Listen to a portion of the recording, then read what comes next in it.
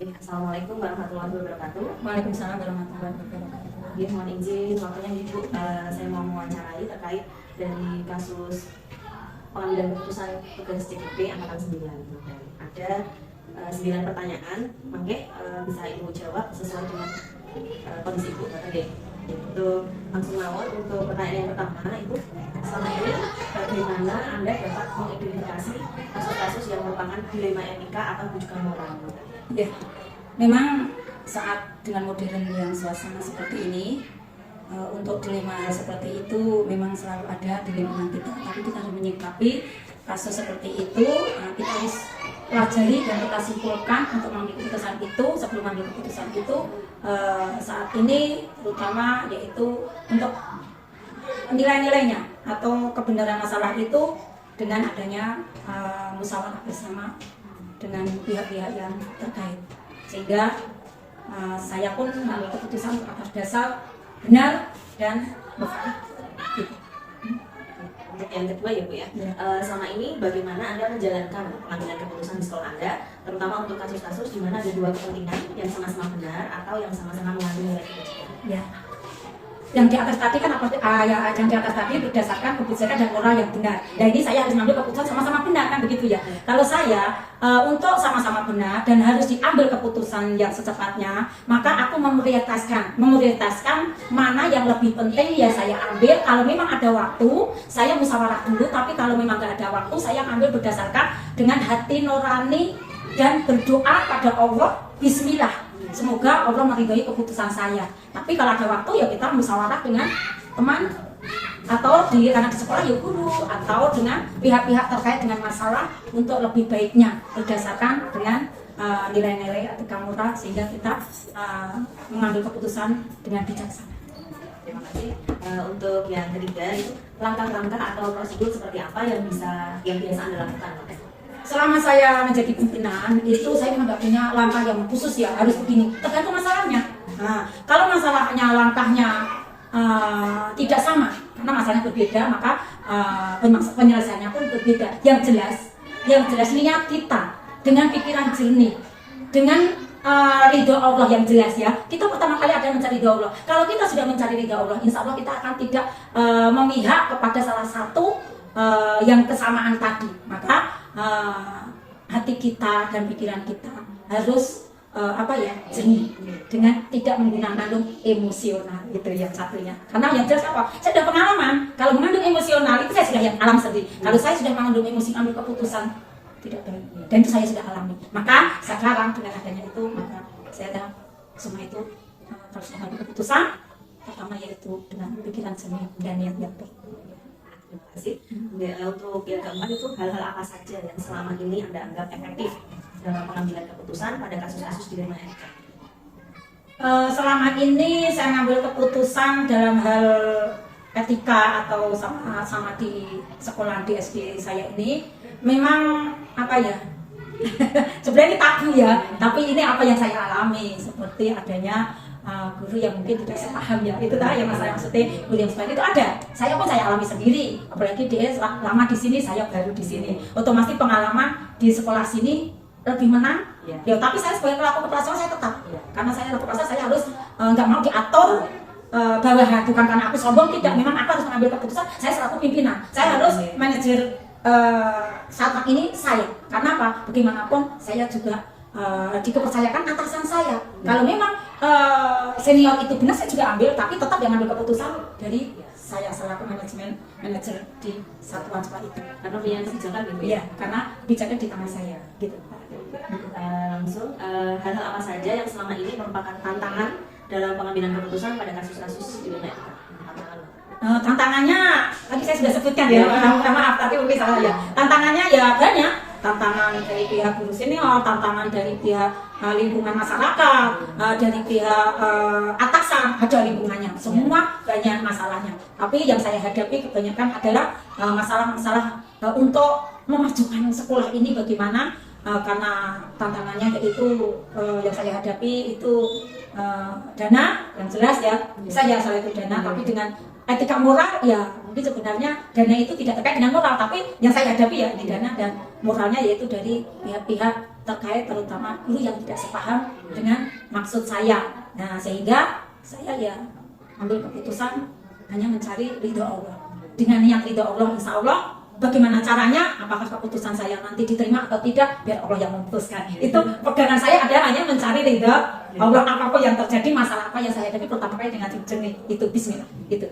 Oke, terima kasih. Untuk yang selanjutnya, apakah Anda memiliki sebuah jadwal tertentu dalam sebuah penyelesaian kasus pidana etika? Terus apakah Anda langsung menyelesaikan di tempat atau memiliki sebuah jadwal untuk menyelesaikannya?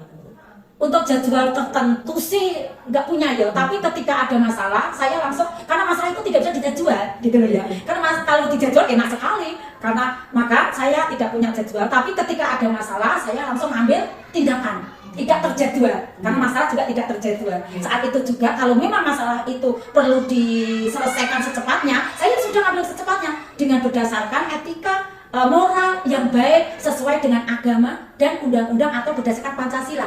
Kadang-kadang Pancasila dengan agama bertentangan. Saya berdasarkan ngambil yang fokus pada masalah itu yang bisa dipakai dengan nalar agama dan hati nurani yang benar. Dan kalau ada waktu, karena tadi kalau ambil keputusan ya sepanjang kalau ada waktu ya jelas saya berguru yang lebih penting, yang lebih tinggi, untuk lebih baik untuk mengambil keputusan kalau ada waktu. Yang jelas saya mengambil keputusan berdasarkan dengan niat yang sudah mencari ridho Allah, bismillah gitu. Terima kasih. Selanjutnya Ibu, apakah ada seseorang atau faktor-faktor apa yang selama ini mempermudah atau membantu Anda dalam pengambilan keputusan?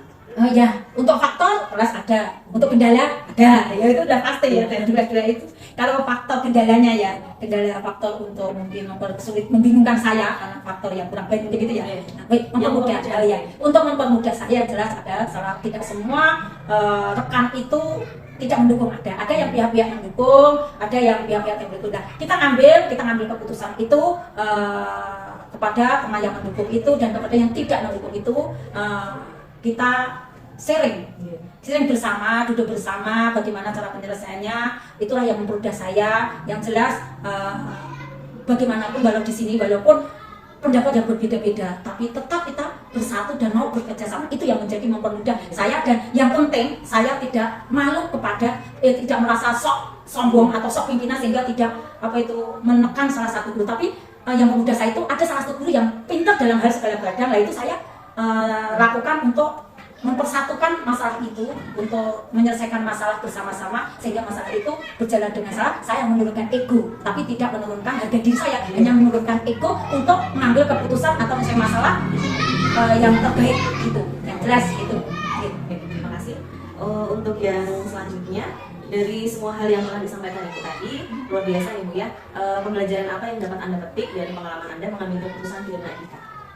Kalau mengambil pelajaran, banyak sekali pelajaran yang saya ambil. Setiap hari ada masalah, tumpuan masalah, beberapa masalah, bermacam-macam masalah, sehingga saya mungkin pertama kali baru menjadi kepala sekolah itu memang masih agak bingung, tapi dengan tertempa masalah maka saya pun akan lebih dewasa, lebih kuat menghadapi masalah dan lebih tahu bagaimana cara mengambil masalah dan keputusan, dan akan bisa mudah untuk mempelajari masalah-masalah karena sudah tertempa dengan beberapa masalah, sehingga membuat kita menjadi dewasa dan menjadi bijaksana dalam hal bidang apapun, dalam hal masalah apapun. Yang jelas kita akan menjadi kuat dan menjadi dewasa dan bijaksana lebih baik.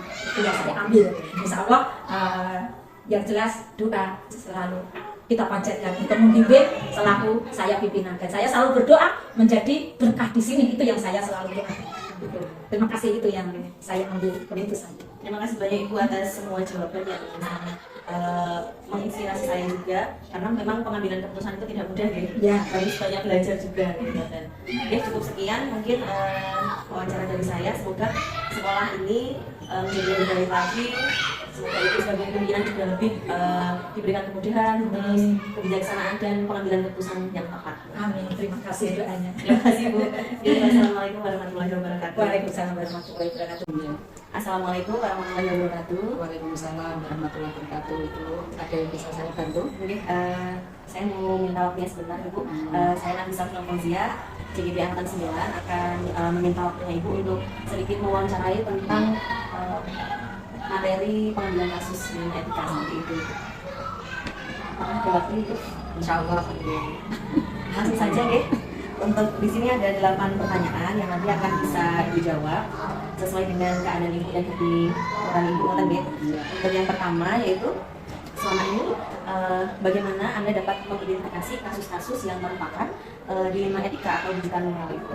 Oh ya, terima kasih. Untuk kasus-kasus di sini, identifikasi kasus ini yang kasus yang paling besar yang itu adalah kasus tentang PPDB. Untuk akhir-akhir ini memang PPDB-nya untuk Sarjana 2 ini, S2 2 ini agak turun.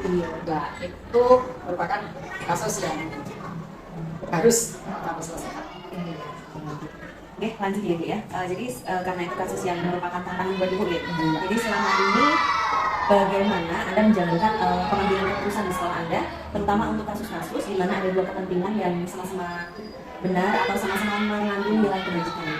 Jadi memang kemarin saya mengambil keputusan tentang kasus itu yaitu tentang dilema etikanya.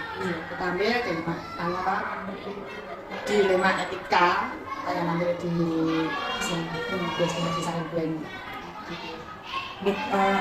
Apakah ada langkah-langkah atau prosedur seperti apa yang bisa Anda lakukan selama ini? Terima kasih. Ini untuk langkah-langkah atau prosedur yang kami ambil itu kemarin memang ini ada 3 langkah. Yang pertama adalah kita itu konfirmasi masalah ke kita punya mitra kerja ya Mbak. Kita punya mitra kerja yaitu komite, kita ya minta konfirmasi pada komite, kepada rekan-rekan dewan guru, juga pada orang tua. Terus yang langkah yang kedua yaitu diskusi. Kita adakan diskusi, kita adakan musyawarah untuk mencari solusi jalan yang terbaik supaya PPDB di sini semakin meningkat dengan itu tadi, dengan komite, dengan dewan guru.